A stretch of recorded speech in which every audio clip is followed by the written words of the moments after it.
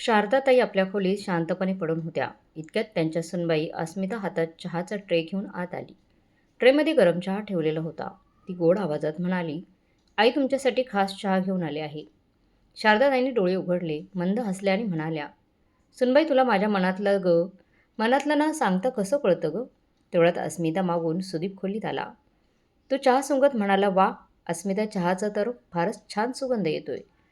हे ऐकून अस्मिता हसली आणि म्हणाली, "तुमच्या आईकडूनच शिकले ना चहा बनवायला?" "सगळं शिकले मी आईकडूनच." शारदाताईंनी चहाचा एक घोट घेतला. काही क्षण त्या थांबल्या. मग भुवया थोड्या उंचावत म्हणाल्या, "आज चहाचा स्वाद काहीसा वेगळा वाटतोय. गोड आहे, पण काहीतरी जरा विचित्र आहे." सुदीप हसत म्हणाला, "आई हा तर तुझा रोजचा डायलॉग आहे. कधी गोड कमी, कधी आलं जास्त, काही ना काही." तेवढ्यात अस्मिता थेट म्हणाली, "आई आज मी चहा वेगळ्या पद्धतीने केला आहे. थोडं वेलदोडं, थोडंसं लवंग आणि थोडीशी मिरी टाकली चहामध्ये आणि म्हणूनच चहाची चव थोडीशी बदललेली असेल." शारदाताई हसल्या आणि उरलेला चहा संपवला. सुदीपने वाकून कप उचलला आणि स्मित करत म्हणाला, "आई तुझ्या उशाजवळ पाण्याचा तांब्या ठेवला आहे. आता तू औषधं घे आणि निवांत झोपून जा." शारदाताईंनी हलकंसं हसून मान डोलवली. अस्मिता ट्रे घेऊन बाहेर पडली. सुदीपही तिच्या मागोमाग खोलीबाहेर गेला. शारदाताईंनी औषध घेतलं, पाणी प्यायले आणि गप्पच उशीवर डोकं टेकून झोपी गेल्या. सकाळी जाग आली तेव्हा घड्याळात 7 वाजले होते. घरभर शांतता होती. शारदाताईंनी मनात विचार केला की आज मीच चहा करून माझ्या मुलासाठी आणि सुनेसाठी दिवसाची सुरुवात गोड करते. त्या सावध पावलांनी स्वयंपाकघराच्या दिशेने निघाल्या. गॅस चालू करून त्यांनी पातेल्यात पाणी ठेवलं. मग वेलदोडे आणि आल्याची तयारी सुरू केली. हळूहळू सगळ्या स्वयंपाकघरात चहाचा दरवळ पसरला. दरम्यान अस्मिताला जाग आली. चहाचा घमघमाट तिच्या नाकात शिरला आणि तिने डोळे उघडले. उठून ती खोलीबाहेर आली आणि पाहिलं, शारदाताई स्वयंपाकघरात चहा करत उभ्या होत्या. शारदाताई तिच्याकडे पाहून हसतच म्हणाल्या, "बघ आज मी चहा बनवला आहे. बाहेर गारवा खूप आहे, तू सुदीपलाही उठव." असं म्हणत त्या कपात चहा ओतू लागल्या. पण त्याचे हात थरथरत होते त्यांचे. मग त्यांनी अस्मिताकडे पाहून सांगितलं, "चहा मी बनवला आहे गं, पण तू सुदीपला दे गरमागरम आणि माझ्यासाठी फक्त अर्धाच कप दे. आता मी जास्त चहा घेत नाही." असं म्हणून त्या हॉलमध्ये येऊन बसल्या. थोड्याच वेळात सुदीपही बाहेर आला. सगळ्यांनी चहा घेतला. चहा पिऊन झाल्यावर शारदाताईंनी आपल्या मुलाकडे पाहून शांतपणे विचारलं, "तू मला एकदा डॉक्टरांकडे घेऊन जाशील का रे?" सुदीप थोडासा गोंधळून म्हणाला, "का गं आई, तब्येत ठीक आहे ना तुझी?" शारदाताईंनी हसत उत्तर दिलं, "अरे एवढं का घाबरतोयस? काही नाही रे. गेले काही दिवस डोकं जरा थोडं जड वाटते, म्हणून म्हटलं डॉक्टरांना दाखवावं." तेव्हा शेजारी बसलेली अस्मिता सहज हसत म्हणाली, "आई मी घेऊन जाते तुम्हाला डॉक्टरांकडे. सुदीपला ऑफिसची कामं असतात ना." हे ऐकून सुदीपच्या चेहऱ्यावर तणाव उमटला. तो ठाम आवाजात म्हणाला, "अस्मिता माझ्यासाठी सगळ्यात आधी माझी आई आहे, काम नंतर." थोड्या शांत क्षणांनी शारदाताईंनी सावरत सांगितलं, "सुदीप, अस्मिता बरोबर बोलतीये, मी तिच्यासोबतच जाते." हे ऐकून अस्मिता थोडीशी हसली. पण त्या हसण्यामागे काय दडलेलं होतं हे शारदाताईंना कळूनही आलं नाही. दुपारी अस्मिता शारदाताईंना डॉक्टरांकडे घेऊन गेली होती. डॉक्टरांनी औषधं दिलं, पण शारदाताईंना थोडंसं अस्वस्थ वाटत होतं. मनात खोलवर काहीतरी सलत होतं. राहून राहून डॉक्टरांचे शब्द त्यांच्या कानात घुमत होते, जे त्यांनी बाहेर बसून ऐकले होते. तेव्हा त्यांची तपासणी पूर्ण झाली होती आणि त्या बाहेर वाट बघत बसल्या होत्या. अस्मिता डॉक्टरांच्या केबिनमध्ये गेली होती. दरवाजा पूर्ण बंद नव्हता. तेव्हा शारदा त्यांच्या कानावर हलकासा संवाद पडला, "मी तुम्हाला जसं सांगितलं होतं तसंच औषध द्या." "हो मॅडम, तसंच औषध दिलंय. पण लक्षात ठेवा माझं नाव कुठेही येता कामा नये." तो आज डॉक्टरांचाच होता. हे ऐकून शारदाताई सुन्न झाल्या. त्यांनी हळूच मान खाली घातली. मनात भय आणि संभ्रम पसरला. खरंच मी हे ऐकले का? की माझा गैरसमज झाला असेल? त्यांचं मन म्हणत होतं, अस्मिता असं काही करू शकत नाही. पण डोकं अजूनही शंका, कुशंका यांनी भरून गेलं होतं. तरी शारदाताईंनी अस्मिताला काहीही विचारलं नाही. त्या शांतपणे आपल्या खोलीत परत आल्या. पण आता त्यांचं मन बेचैन झालं होतं. त्या स्वतःशीच कुजबुजत होत्या. कधीकधी आपल्या मनातील भीती इतकी वाढते की आपल्याला खोटं खऱ्यासारखं वाटायला लागतं. कदाचित माझ्या बाबतीतही असंच झालं असेल. जर अस्मिताला माझ्याबरोबर काहीतरी चुकीचं करायचं असतं, तर त्यांनी इतक्या आपुलकीने माझी सेवा केली असती का? असा विचार करत त्या हलकंसं हसल्या आणि म्हणाल्या, "कदाचित मलाच वेळ लागला आहे. माझी सून तर खरंच लाखात एक आहे." पण मन काही डोक्याचं ऐकायला तयार नव्हतं. कुठेतरी काहीतरी होतच होतं, जे हळूहळू उलगडणार होतं. 1 महिना असाच निघून गेला. एके दिवशी शारदाताई घराच्या व्हरांड्यात असलेल्या बागेत फेरफटका मारत होत्या. थंडगार हवेचे झोके त्यांच्या साडीच्या पदराशी खेळत होते. तेवढ्यात त्यांची नजर एका कोपऱ्यात उभ्या असलेल्या अस्मितावर पडली. ती कोण्या अनोळखी माणसाशी बोलत होती. शारदाताईंना आश्चर्य वाटलं. त्यांनी डोळे नीट करून पाहिलं, पण व्यक्ती ओळखू आली नाही. त्या हळूच बागेतल्या लाकडी बाकड्याच्या मागे लपून बसल्या. मनाची धडधड वाढत होती. अस्मिता कोणाशी बोलतीये आणि का? तेवढ्यात त्या अनोळखी व्यक्तीने आपल्या खिशातून एक पांढरा लिफाफा काढून अस्मिताच्या हातात दिला. अस्मिताने आजूबाजूला नजर फिरवली आणि मग तो माणूस निघून गेला. हे दृश्य पाहता शारदाताई व्याकुळ झाल्या. मनात प्रश्नांचा गोंधळ माजला. हा माणूस कोण होता? त्याने लिफाफा का दिला? त्यात असं काय होतं की अस्मिता एवढी खुश दिसत होती? तेवढ्यात अस्मिताने कोणाला तरी फोन लावला आणि हळू आवाजात म्हणाली, हो, सगळं तसंच चाललंय जसं आपण प्लॅन केलं होता. पण पुढच्या क्षणी तिच्या तोंडून काही असं निघालं, जे ऐकून शारदाताईंच्या पायाखालची जमीनच सरकली. त्या स्तब्ध शून्यात एकटक पाहत उभ्या राहिल्या.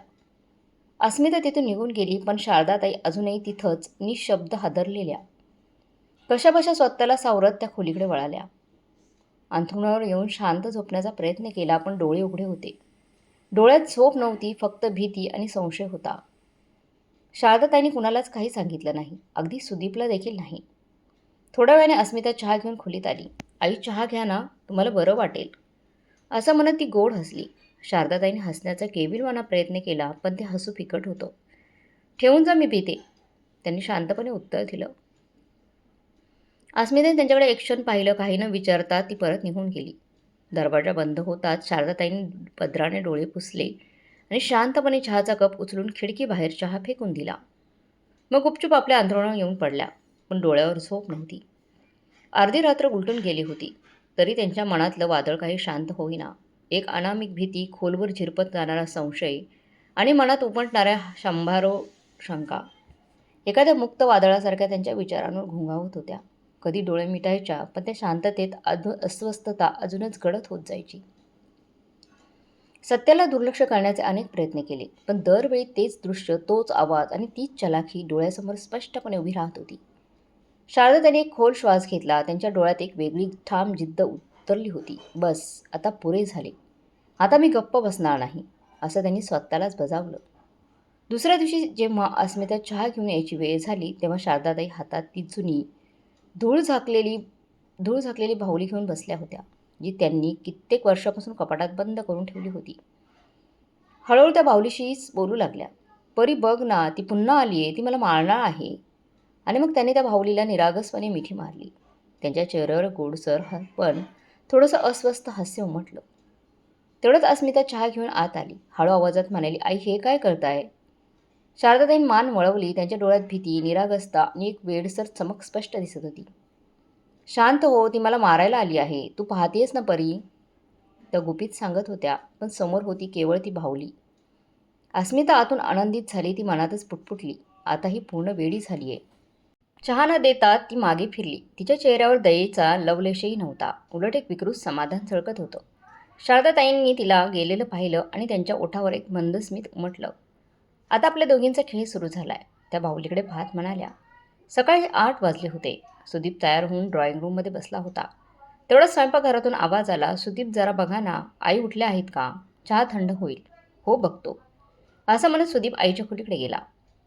पण तिथलं दृश्य पाहून तो दारातच थबकला. शारदाताई जमिनीवर बसल्या होत्या.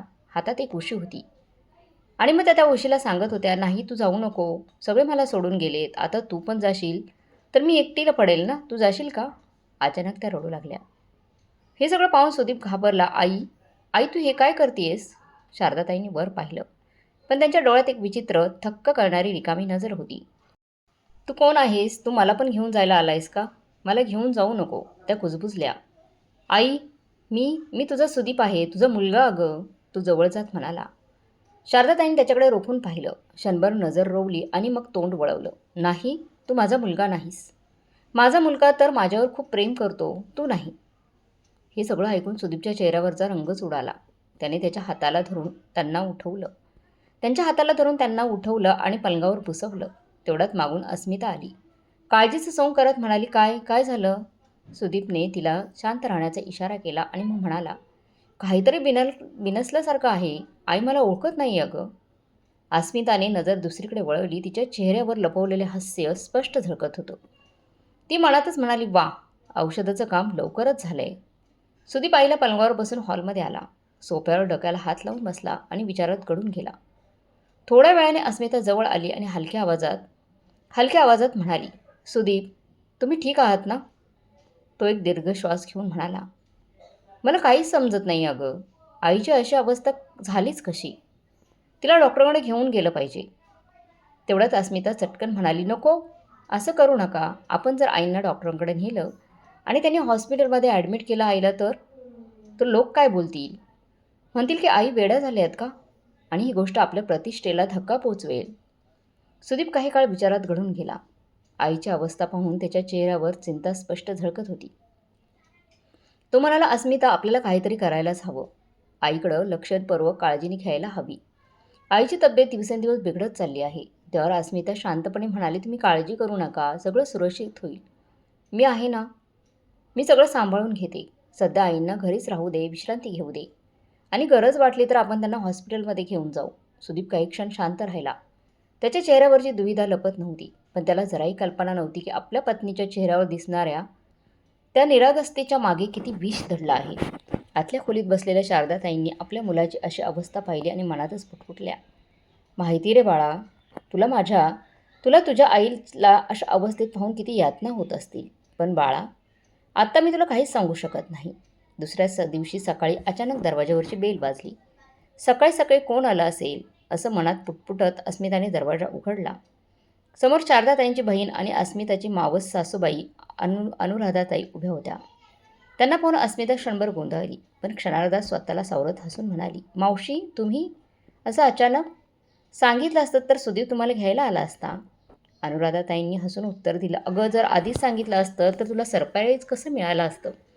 आणि शारदा कुठे आहे? दिसत नाही ती? अगं हो, मी तर विसरलेच. यावेळेस ती देवळात जाते ना. काय म्हणावं बघ, तुझ्या सासूमध्ये खरंच खूपच धाडस आहे. एवढ्या थंडीमध्ये सुद्धा सकाळी देवळात जाते, लवकर उठते.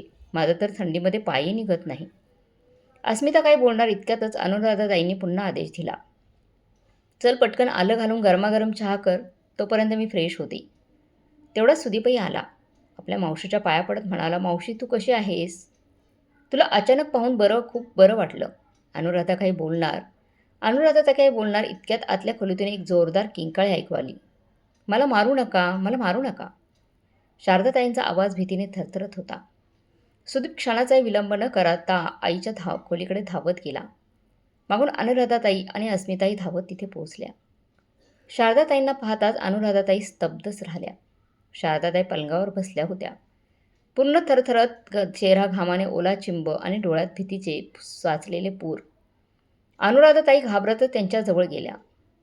त्यांनी वाकून शारदाताईंचा चेहरा हातात घेतला आणि हळुवारपणे विचारलं, ताई, तुला काय झालंय?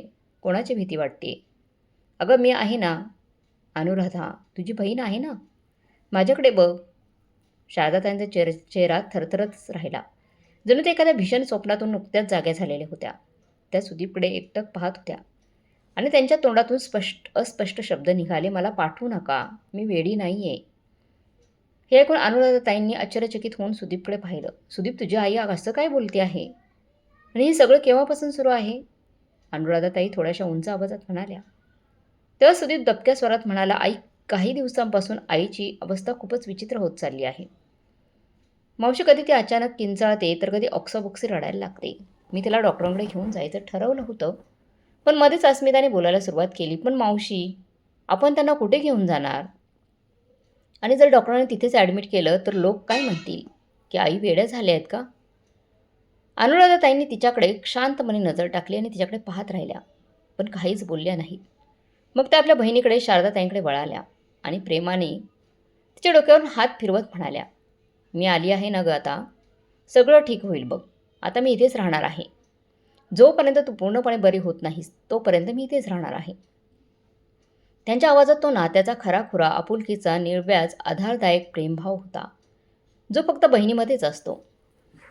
तेवढ्याच जवळ उभी असलेली अस्मिता हळूच हसत म्हणाली, अहो मावशी, तुम्ही किती दिवसांसाठी आलात? मला वाटत होतं 2-4 दिवसात परत जाल.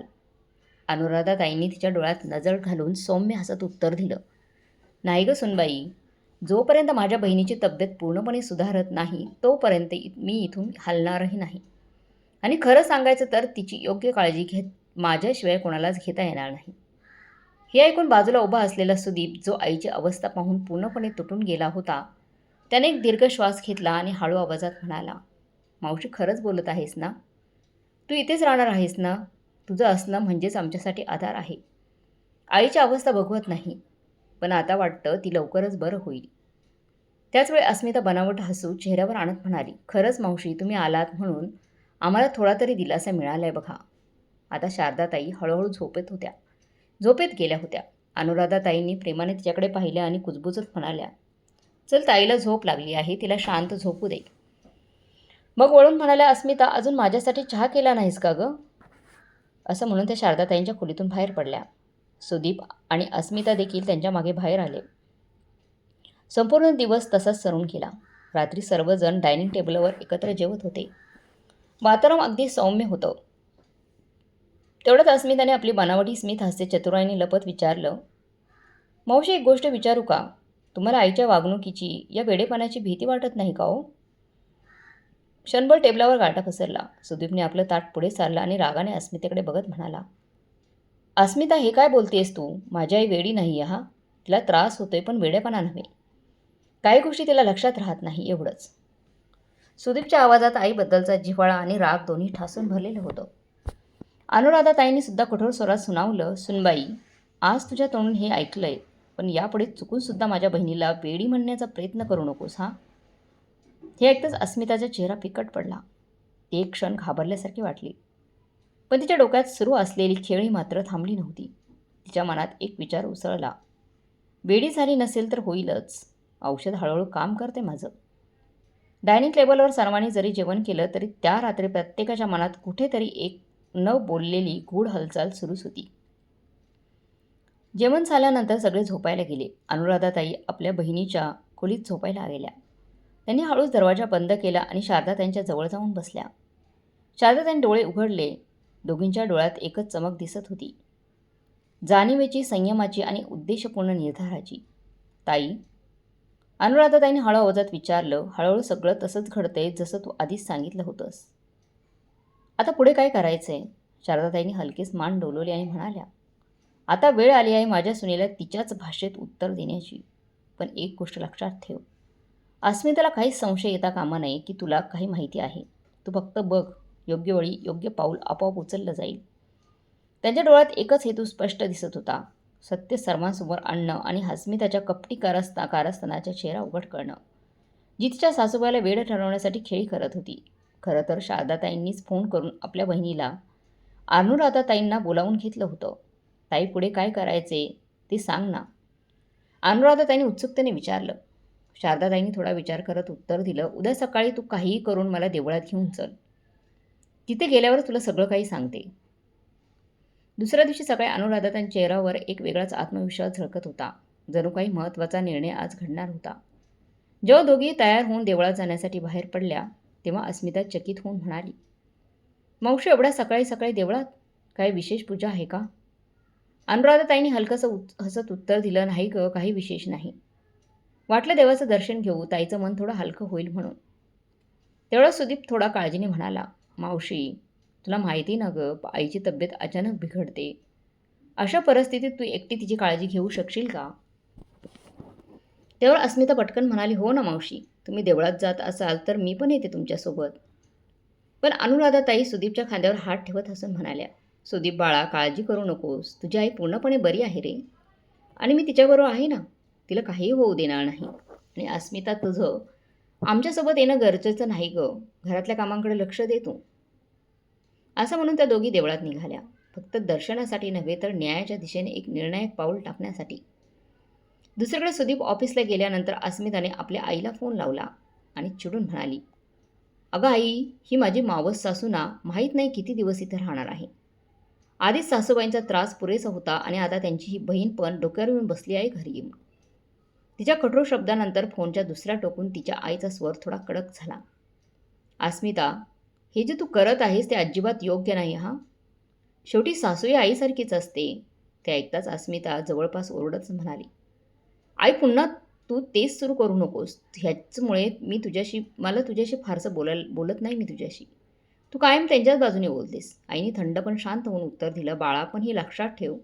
तू जे करत आहेस त्याचा शेवट फारच वाईट असू शकतो हां. सुदीप तुझ्यावर खूप प्रेम करतो आणि तू त्याच्या आईलाच वेडे ठरवायला निघाली आहेस. आई अजून काही बोलणार तोच अस्मिताने रागाने फोन कट केला. तिच्या चेहऱ्यावर थोडी अस्वस्थता तर होतीच, पण डोळ्यात मात्र अजूनही एक कपटी, झळाळी आणि चळचळीत आग दिसून येत होती. मंदिरात पोहोचल्यावर शारदाताई आणि अनुराधाताई यांनी प्रथम देवाचं दर्शन घेतलं. काही काळ शांततेत बसल्यानंतर त्या मंदिराच्या एका कोपऱ्यात गेल्या. शारदाताईंनी अनुराधाताईंचा हात हातात घेतला आणि म्हणाल्या, लक्ष देऊन ऐक.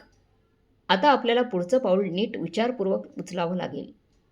एकही गोष्ट चुकीची होता कामा नये आणि कोणालाही थोडीशी कल्पना येता कामा नये. अनुराधाताईंनी निर्धाराने मान हलवली. हो ग ताई, तू फक्त सांग, मी तुझ्यासोबत आहे. जे करायचं ते करू, पण तुझी ही शांतता, डोळ्यामधले अश्रू आता पाहवत नाहीत. शारदाताई पुढे झुकल्या आणि हळू आवाजात म्हणाल्या, अनुराधा, मी तुला जो गुप्त कॅमेरा आणायला सांगितला होता तो आणलास ना गं? अनुराधाताईंनी लगेच आपल्या पिशवीकडे बोट दाखवत हसून उत्तर दिलं, हो ताई, आणलाय ना मी तो कॅमेरा आणलाय आणि आपण तो नक्कीच फिट करूया. माझ्या नातवाकडून मागवलाय. खूपच छोटा आणि खास आहे. भिंतीत लपवला तरी चालेल, अगदी शोपीसमध्ये ठेवला तरी कुणालाही संशय येणार नाही. हे ऐकून शारदा त्यांच्या चेहऱ्यावर एक सूक्ष्म पण निर्धाराने भरलेले स्मित उमटलं. जणू एखादा निर्णायक युद्धाची तयारी पूर्ण झाली होती. छान केलंस अनुराधा. आता फक्त योग्य जागा निवडायची आहे आणि मग बघ कसं सगळं उघडं पडतंय. जी मला वेडी ठरवायचं नाटक करत होती तीच आता स्वतःच अडकणार. शारदाताईंचं बोलणं ऐकून अनुराधाताई काही क्षण गप्प बसल्या. त्यांच्या चेहऱ्यावर विचाराचं सावट उमटलं. मग त्या हळू आवाजात म्हणाल्या, पण ताई, एक विचारू, तुला हे कसं कळलं की ती तुला वेडी सिद्ध होण्याचा डाव रचतीये? हे ऐकता शारदाताईंच्या चेहऱ्यावर क्षणभर काळोख दाटून आला. त्यांच्या डोळ्यात भीती, वेदना आणि राग एकाच वेळी चमकले. जणू एखादा जुना दुःखद प्रसंग पुन्हा त्यांच्या मनात जागा झाला होता. मग त्या कुजबुजल्या, अनुराधा, त्या दिवशी मी पार्कमध्ये एकटीच बसली होती. तिथेच अस्मिता देखील आली होती. ती कुणाशी तरी फोनवर बोलत होती. तिला कल्पनाही नव्हती की मी तिच्याजवळ आहे, पण मी तिच्या प्रत्येक शब्दांवर कान दिला होता. शारदाताई थोडं थांबल्या, पण धीम्या पण खवळलेल्या स्वरात पुढे बोलू लागल्या. तिचे शब्द अजूनही कानात घुमतायत. काय अजून 1 महिना लागणार आहे का सासूला वेडी व्हायला? मी रोज वेळेवर औषध देते तिला, चहाही वेळेवर देते, तरी काहीच फरक नाही पडत. असं काही औषध नाही का की लवकरच डोकं फिरावं तिचं? हे सगळं ऐकून माझ्या अंगावर अक्षरशः काटा आला. पण पुढचं वाक्य तर थेट काळजात घुसणारं होतं. असं कर, एक इंजेक्शन टोचून सगळाच खेळ संपव, म्हणजे माझ्या डोक्याला तापच राहणार नाही सासूबाईचा. बोलताना शारदाताईंचा कंठ दाटून आला, पण त्यांनी स्वतःला सावरलं आणि म्हणाल्या, त्या शब्दाने मला आतून हादरून टाकलं अनुराधा. माझ्या सुनबाई, स्वतःच्या सुनेच्या मनात असा घृणास्पद विचार, ती माझा जीव घेण्याचा कट रचतीये. हे ऐकून अनुराधाताईंना संताप अनावर झाला. त्यांच्या डोळ्यातून राग आणि अश्रूंचे एकच वादळ उसळून आलं. त्या थरथरत म्हणाल्या, काय एवढं नीच? तुझा जीव घेण्याचा कट? हे तर थेट मोठं पाप आहे. आता ही लढाई आपण लढणारच. आता तिच्या कर्माचा हिशोब होणार. देवही तिला माफ करणार नाही. शारदाताई निर्धाराने म्हणाल्या, चल अनुराधा, वेळ आली आहे सुदीपसमोर अस्मिताचा खरा चेहरा उघड करण्याची. दोघी बहिणी एकमेकांकडे पाहून हसल्या. अनेक दिवसांनी शारदाताई हसल्या होत्या. आता त्या दोघींचं मन एकाच गोष्टीवर केंद्रित झालं होतं. सत्य बाहेर काढायचं, पण खूपच हुशारीने, अत्यंत शांतपणे. घरी पोहोचल्यावर अनुराधाताईंनी एक संधी मिळताच तो गुप्त कॅमेरा बाहेर काढला, जो त्यांनी खास आपल्या नातवाला सांगून मागवला होता. सर्वप्रथम त्यांनी शारदाताईंच्या खोलीत एक असा कॅमेरा कोपरा निवडला जिथून संपूर्ण खोली स्पष्टपणे दिसू शकेल. दुसरा कॅमेरा त्यांनी स्वयंपाकघरात लावला, कारण तिथेच अस्मिता दररोज चहा आणि औषध तयार करत असे. दुसऱ्या दिवशी अखेर ती वेळ आली जिची दोघी बहिणी वाट पाहत होत्या. सुदीप ऑफिसला गेल्यावर अस्मिता गोड हसत म्हणाली, मावशी, तुमच्यासाठी आणि आईसाठी चहा बनवू का? तेव्हा अनुराधाताई हळू आवाजात म्हणाल्या, सुनबाई, मी आंघोळीला निघाली, पण ताईला चहा होता. तू फक्त ताईला चहा बनवून दे. अस्मिताच्या चेहऱ्यावर एक वेगळीच चमक उमटली. जणू हीच ती वेळ होती जिची ती वाट पाहत होती.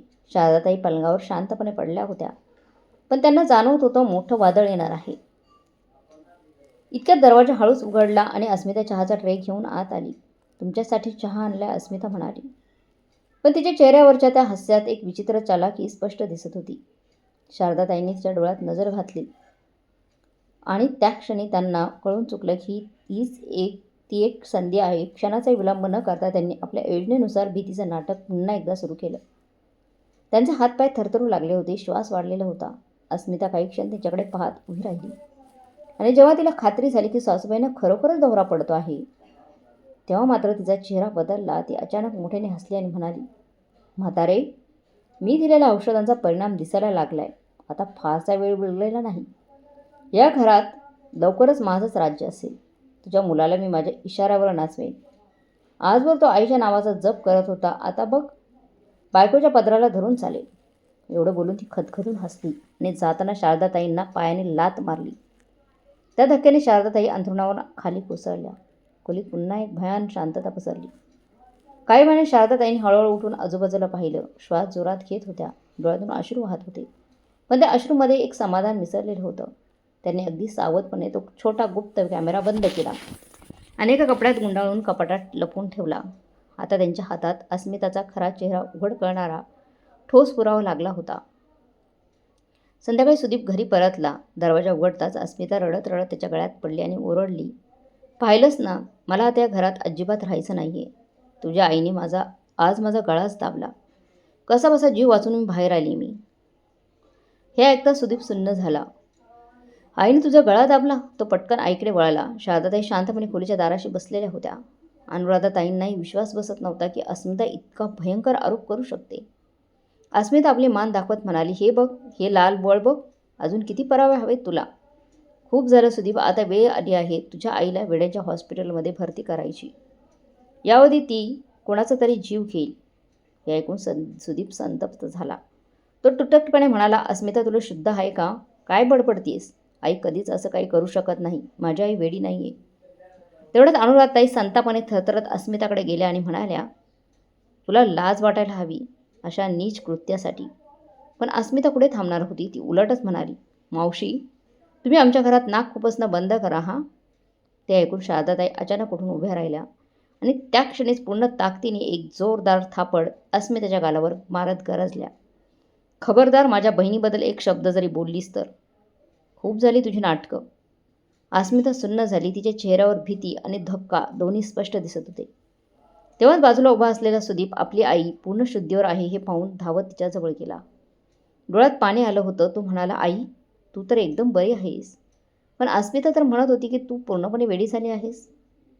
शारदाने त्याच्याकडे शांतपणे पाहिला आणि मोठ्या आवाजात म्हणाल्या, ती बरोबरच म्हणतीये. वेडं करण्यासाठी तिने काहीही कमी ठेवली नाही. तिच्या हातात सत्ता असती तर आज तुझी आई वेड्यांच्या हॉस्पिटलमध्ये पडली असती. हे ऐकून अस्मिता डोळ्यात खोटं पाणी आणून म्हणाली, आई, तुम्ही हे काय बोलताय? मी असं काही केलं नाही. सुदीप धक्का बसल्यासारखा जागच्या जागी उभा होता. त्याच्या कानावर विश्वास बसत नव्हता. आई, तू हे सगळं काय बोलते आहेस? शारदाताईंनी शांत पण ठाम नजरेने सुदीपकडे पाहिलं आणि म्हणाल्या, आता वेळ आली आहे तुझ्या डोळ्यांनी सत्य पाहायची. हेच ते वास्तव आहे जे आजवर तुझ्या नजरेपासून लपवलेलं होतं. त्यांनी आपल्या खोलीत लावलेल्या गुप्त कॅमेऱ्याचा मेमरी कार्ड मुठीतून बाहेर काढलं आणि सुदीपच्या हातावर ठेवलं. तेवढं अनुराधाताई पटकन स्वयंपाकघराच्या दिशेने वळाल्या. तिथे लावून ठेवलेलं दुसरं मेमरी कार्ड त्यांनी काढलं आणि सुदीपच्या दुसऱ्या हातावर ठेवलं. दुसऱ्या हातावर ठेवत म्हणाल्या, आणि हे दुसरं कार्ड आहे.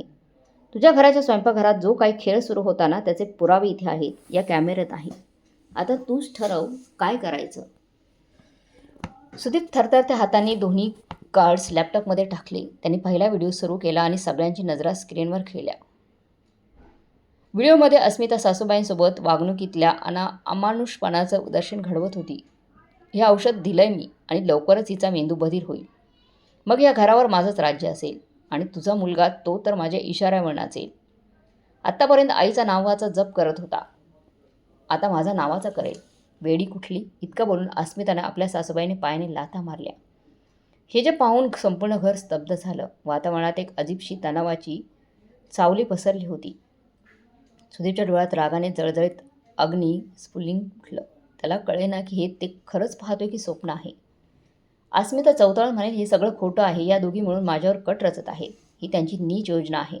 पण जसं सुदीपने रागाने तिच्याकडे कटाक्ष टाकला तसं अस्मितेच्या तोंडून एक शब्दही निघाला नाही. तिचा चेहरा पांढरा फटक पडला आणि ती गप्प कोपऱ्यात उभी राहिली. आता तिच्यात बोलण्याची ताकद उरली नव्हती. सुदीपने दुसरं मेमरी कार्ड लावलं. त्यात अस्मिता चहा बनवत असताना त्या चहात औषध टाकताना स्पष्ट दिसत होतं.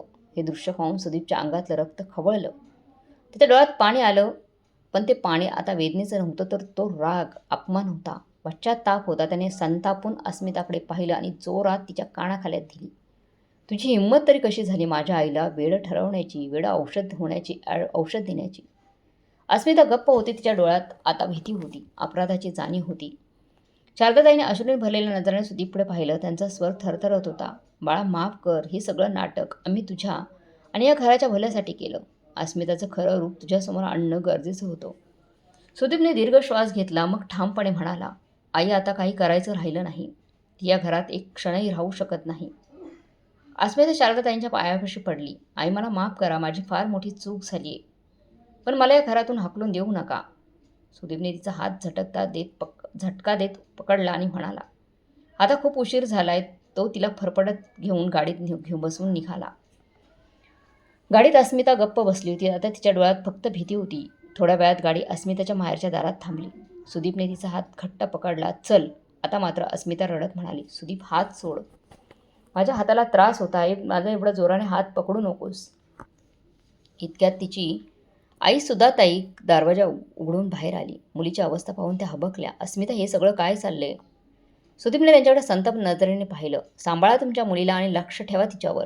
पुन्हा जर तिने आमच्या घरात पाय ठेवला तर माझ्यासारखा वाईट माणूस कोणीच नसेल. घटस्फोटाचे कागद लवकरच पाठवतो. इतकं बोलून सुदीप मागं वळून न पाहता तसाच निघून गेला. अस्मिता तिथंच उंबरठ्यावर कोसळल्यासारखी बसली आणि मोठमोठ्याने रडू लागली.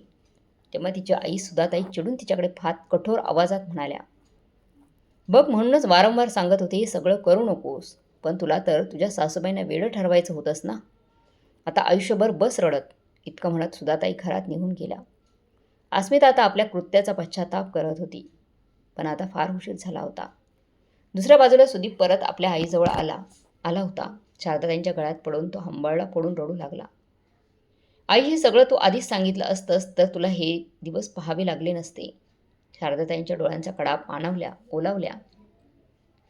त्यानंतर त्या आपल्या मुलाच्या डोक्यावर हात फिरवत शांतपणे म्हणाल्या, सुदीप बाळा, मला भीती वाटायची जर मी तुला अस्मिताबद्दल काही सांगितलं असतं तर तू मला चुकीचं समजलं असतंस, माझ्यावर विश्वास ठेवला नसतास.